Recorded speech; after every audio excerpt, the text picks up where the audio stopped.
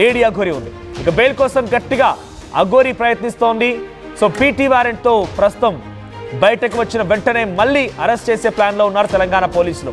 మైనర్ను వేధించిన కేసులో అఘోరి పైన POCSO case కూడా నమోదయ్యే అవకాశం కనబడుతోంది.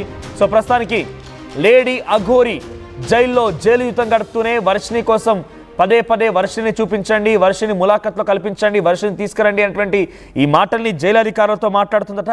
ఎక్కడ చూసినా కూడా జైలు అధికారుల దగ్గర ఇదే వ్యాఖ్యానిస్తుందట.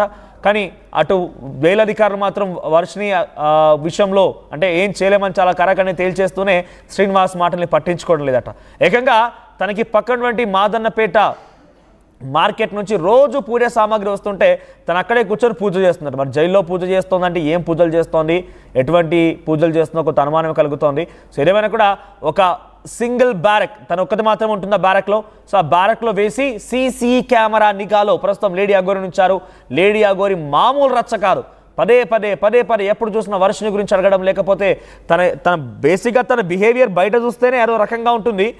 జైల్లో 4 గోడల మధ్య, బ్యారెక్ మధ్య, సంఖ్యల మధ్య అక్కడ ఉందనంటేనే తన ప్రవర్తన ఎంతలా ఎక్స్ట్రీమ్గా మారిపోయి ఉంటుంది అర్థం చేసుకోండి. సో తన యొక్క ప్రవర్తన ఇంకా పూర్తిగా ఎక్స్ట్రీమ్ అరగెంట్గా అయిపోయినట్టుగా తెలుస్తోంది. జైలు అధికారులతో పదే రచ్చ చెప్తూ గొడవ పెట్టుకుంటూ వర్షిని కల్పించాలని చెప్తూ నాకేం సంబంధం లేదని చెప్తూ ఈ రకమైన వ్యాఖ్యలు తను మాట్లాడుతూనే రచ్చలేపుతుందట. సో ప్రస్తుతానికి లేడీ అఘోరి సుమారుగా 25 రోజులు కావస్తోంది. చెంచల్గూడ జైల్లోనే గడుపుతోంది. వర్షిని కోసం పదే అడుగుతోంది, పూజలు చేస్తోంది, 3 పూటలా తింటోంది, ఇంకా డ్రై ఫ్రూట్స్ కావాలంటోంది. 3 పూట్ల కడుపు నిండా తిని మళ్ళీ డ్రై ఫ్రూట్స్ కావాలన్నటువంటి ఒక విషయాన్ని పదే జైలు అధికారులు చెప్తుంటే జైలు అధికారులు వాటిని కొట్టిపారేస్తున్నట్టు. తన బ్యాంక్ అకౌంట్లో చాలా పెద్ద మొత్తంలో మనీ ఉన్నట్టుగా తెలుస్తోంది. ఆ బ్యాంక్ అకౌంట్ డీటెయిల్స్ని తన సోదరికి చెప్పి ఆ విషయం ఎవరికి చెప్పకు అని చెప్పేస్తున్నాడు. తన బ్యాంక్ అకౌంట్ డీటెయిల్స్ కానివ్వండి, క్రెడిట్ కార్డ్స్, ఏటీఎం కార్డ్స్ మొత్తం కూడా తన సోదరికి ఇచ్చేసి డీటెయిల్స్ ఎవరికి చెప్పొద్దు అని చెప్పేసిందంట. మీడియాతో అస్సలే మాట్లాడద్దు అని చెప్పి చాలా వార్నింగ్ ఇచ్చి హెచ్చరించి పంపించిందట. సో 25 రోజుల లేడీ అఘోరి ఏమైనా మార్పు వచ్చిందని అంటే మనకున్నటువంటి సమాచారం మేరకు ఎటువంటి మార్పు లేదు. ఇంకా చాలా అరగెంట్గా తయారైంది. ఇంకా అటువంటి ప్రవర్తనతోనే తను ముందు కొనసాగుతుంది. ఒకవేళ తనకు ఎవరైనా బెయిల్ కోసం ప్రయత్నం చేసి తన దగ్గర పెద్ద మొత్తంలోనే సంపాదించినటువంటి ఆరోపణలు ఉన్నాయి, తన దగ్గర బాగానే డబ్బు ఉందన్నటువంటి ఒక ఆరోపణల నేపథ్యంలో తను నిజంగానే డబ్బు ఉపయోగించి లాయర్లను రిక్రూట్ చేసుకొని నిజంగానే కనుక బెయిల్ కనుక తీసుకొచ్చుకున్న వెంటనే కొన్ని క్షణాల్లోనే మళ్ళీ పీటీ వారెంట్ జారీ చేసి మళ్ళీ తనని అరెస్ట్ చేసే అవకాశం ఉంది. ఆ రకమైన ప్రణాళికతోనే తెలంగాణ పోలీసులు సిద్ధంగా ఉన్నట్టు తెలుస్తోంది. ఒకసారి లేడీ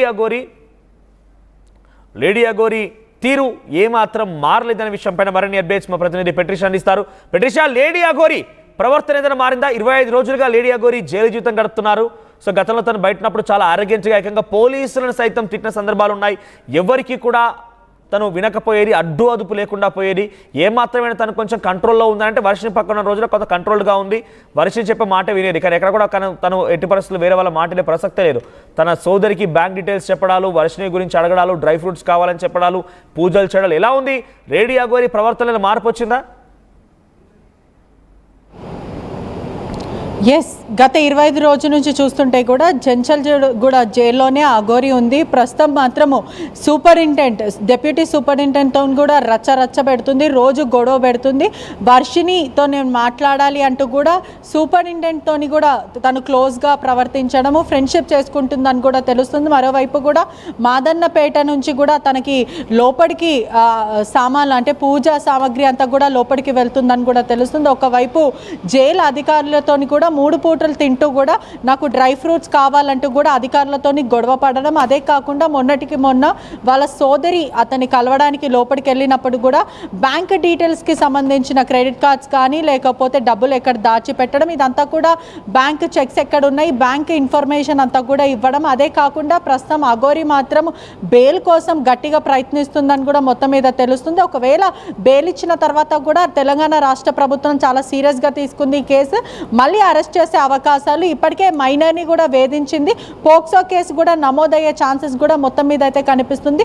ప్రధానంగా చూసుకుంటే కూడా మైనర్ బాలికని వేధింపులకి గురి చేస్తున్నట్టు, అదే కాకుండా తన మీద పోక్సో కేసు నమోదయ్యేలాగా కూడా పోలీసులు చూస్తున్నారని కూడా సమాచారం వస్తుంది. ఇప్పటికే మైనర్ బాలిక పైన కూడా వేధింపులకు గురి చేస్తుంది. అదే కాకుండా ఒకవేళ బెయిల్ వచ్చినప్పటికీ ఇప్పటికే బెయిల్ పలువురు లాయర్స్తో మాట్లాడుతుంది. ములాఖాతుకి ఎవరు పడితే వాళ్ళని రానివ్వకుండా, తను ఎవరిని పడితే వాళ్ళని కలవకుండా కేవలం వాళ్ళ కుటుంబ కుటుంబ సభ్యుని, అడ్వకేట్స్ని, రాజేష్ అన్న వ్యక్తిని, తనకి చాలా సన్నిహితమైన వ్యక్తి, క్లోజ్ ఫ్రెండ్ రాజేష్ అన్న వ్యక్తిని మాత్రమే కలుస్తుంది. అదే కాకుండా లోపల మాత్రం డ్రై ఫ్రూట్స్ కావాలి, నేను 3 పూటలు ఒకటే రైస్ తినలేకపోతున్నానంటూ కూడా జైలు అధికారులను ఇబ్బంది పెట్టడం, అదే కాకుండా డిప్యూటీ సూపరింటెండెంట్తో స్నేహంగా మాట్లాడడం, తనని క్లోజ్గా చేసుకొని వర్షిని గురించి కూపిలాగే ప్రయత్నం చేస్తుంది. వర్షినిని నన్ను కలిపియండి, ములాఖత్తుకి వర్షినిని తీసుకురండి, నేను మాట్లాడతాను, నేను వర్షినిని చూడకుండా ఉండలేకపోతున్నానంటూ కూడా మాట్లాడడం, అదే కాకుండా పక్కనే మార్కెట్ అంటే చెంచల్గూడ పక్కనే ఉన్న మాదనపేట మార్కెట్లో నుంచి తనకి అగరబత్తీలు కానీ పూజా సామాగ్రి అంతా కూడా లోపల పెడుతుంది. మరి ఎవరిస్తున్నారు, ఎక్కడి నుంచి ఇదంతా కూడా జరుగుతుందనే విషయం కూడా తెలియాల్సిన విషయం. మొత్తం మీద కూడా వాళ్ళ సిస్టర్ వచ్చినప్పటికీ కూడా బ్యాంక్ ఖాతాలకు సంబంధించిన డీటెయిల్స్ అంతా కూడా తనకి ఇచ్చేయడం, అదే కాకుండా ఎవరితో మాట్లాడకండి, మీరు గప్చిప్ ఉండండి, ఎవరికి ఏది చెప్పినా కూడా సమాధానం ఇవ్వకండి, ముఖ్యంగా మీడియాతోని అస్సలకే మాట్లాడొద్దు అంటూ కూడా ఇలా వాళ్ళ సోదరిని మరి వాళ్ళ తండ్రిని కూడా హెచ్చరించిందని కూడా తెలుస్తుంది. ఇప్పటికే జైలు నుంచి ఎప్పటికి బయటికి రావాలి, ఎప్పుడెప్పుడు రావాలంటూ కూడా అఘోరి ఎదురు చూస్తుంది. అదే కాకుండా సేమ్ అదే ఏమాత్రం తన డైలీ బిహేవియర్ ఎలా అయితే బయట ఆరోగ్యంట్గా ఉంటుందో, ఎలా అయితే అగ్రెసివ్గా బిహేవ్ చేస్తుందో, ఏమాత్రం ఈ 25 డేస్లో కొంచెం కూడా తన ప్రవర్తన చేంజ్ అవ్వలేదు, ఇంకా మోర్ అగ్రెషన్తో మోర్ పగతో రగిలిపోతుందంటూ కూడా సమాచారం వస్తుంది. ఏదైతే మీడియా నా గురించి తప్పుగా చెప్పింది, వాళ్ళ కుటుంబ సభ్యులు కూడా వెళ్ళి అఘోరితో నీ గురించి ఇలా టెలికాస్ట్ చేస్తున్నారు, ఇలా బయట జరుగుతుంది, ఇంత డబ్బులు ఉన్నాయని కూడా వాళ్ళకి తెలిసిపోయింది అన్నట్టు ఇలా మాట్లాడిన తర్వాత అఘోరి మాత్రం నేను ఎవరిని వదిలిపెట్టాను, నేను బయటకు వచ్చిన తర్వాత ప్రతి మీడియా అంతు నేను చూస్తాను, ప్రతి ఒక్కరు ఎవరైతే నా గురించి చెప్పారో వాళ్ళందరూ అంతు తేలుస్తానంటూ కూడా ఇలా మాట్లాడడం, అదే కాకుండా మళ్ళీ పూజలు చేసుకోవడం, సేమ్ బయట నుంచి ఉన్న సామాన్లు అంతా కూడా పూజా సామాగ్రి అంతా కూడా లోపలికి వెళ్తుందంటూ కూడా సమాచారం వస్తుంది. ఇప్పటికీ అదే కాకుండా తనని ప్రత్యేక బ్యారెట్లో ఉంచారు. ఏదైతే యూటీ నంబర్ 1212 అనే స్పెషల్ బ్యారెట్లో తనని ఎవరితో మాట్లాడనివ్వకుండా, ఎవరిని డిస్ట్రాక్ట్ చేయకుండా ప్రత్యేక బ్యారెట్లో ప్రతి నిమిషం తనని మానిటర్ చేస్తూ ఉన్నారు. సీసీటీవీ సర్వేలెన్స్ ద్వారా తను ప్రతి moment minute to minute observe చేస్తున్నారు. ఎవరితోనన్నా మాట్లాడుతుందా, ఎవరికైనా హాని కలిగిస్తుందా, ప్రయత్నాలు చేస్తోంది. ఎస్, ఇటువంటివన్నీ కూడా వాళ్ళు అబ్జర్వ్ చేస్తున్నారు. ఇప్పటికే అఘోరి బెయిల్ కోసం తన 100% ఎఫర్ట్ పెడుతుంది. అదే కాకుండా రాజేష్ అన్న వ్యక్తితో ములాఖాత్కి మాట్లాడడం, ఫోన్లో మాట్లాడడం, ములాఖాత్కి మీట్ అవ్వడం, ఇదంతా కూడా జరుగుతుంది. రాజేష్ అన్న వ్యక్తి కూడా అఘోరిని ఎప్పుడెప్పుడు బయటికి తీసుకురావాలి అని కూడా శతవిధాలుగా ప్రయత్నిస్తున్నారు. అదే కాకుండా పలువురు లాయర్స్తో, పెద్ద లాయర్స్తో, ఎవరైతే తనకు తెలిసిన వ్యక్తులు, బిజినెస్ మ్యాన్కి సంబంధించిన లాయర్స్ ఉన్నారో వీళ్ళందరితో కూడా మాట్లాడుతుందని తెలుస్తుంది. ఏదేమైనప్పటికీ కూడా పోక్సో కేసులో కూడా మళ్ళొక్కసారి అఘోరి అరెస్ట్ అయ్యే అవకాశాలు అయితే కనిపిస్తున్నాయి. ఇప్పటికే తెలంగాణ రాష్ట్ర ప్రభుత్వం కూడా చాలా సీరియస్గా తీసుకుంది. అఘోరి వల్ల చాలా న్యూసెన్స్ అవ్వడమే కానీ సనాతన ధర్మం గురించి తప్పుగా మాట్లాడడం, హిందువుల మనోభావాలు దెబ్బతీయడం, ఇదే కాకుండా కమ్యూనల్ ఇష్యూస్ కూడా తెరపైకి తెస్తుంది. కాబట్టి మరొకసారి పీటీ వారెంట్ ద్వారా తనని మళ్ళీ బయటకు వచ్చిన వెంటనే అరెస్ట్ చేసే అవకాశాలు అయితే కనిపిస్తుంది. పోక్సో కేసు ఇటీవలనే మళ్ళీ అంటే అఘోరి మీద కేసు నమోదయ్యే అవకాశాలు కూడా కనిపిస్తుంది. మైనర్ బాలికను కూడా వేధించింది, అనేక సార్లు తన మీకు మెసేజ్లు చేయడం, చాట్లు చేయడం, ఇదంతా కూడా ఈ రాయబారాల